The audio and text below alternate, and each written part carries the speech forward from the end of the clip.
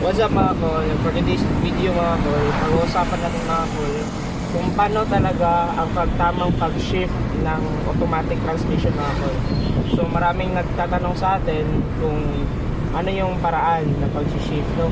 So maraming nag-comment na mga viewers natin, no? Kung paano.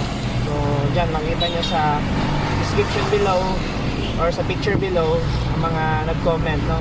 So ngayon mga kol, ang tamang pag-shift ng automatic transmission mga kol sa mga ganitong unit mga kol, no?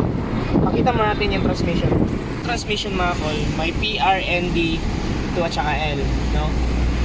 So kung obviously naka-drive tayo ngayon mga kol kasi patag yung daan natin. So ngayon mga kol, papakita ko sa inyo yung paakyat na daan, no? So ngayon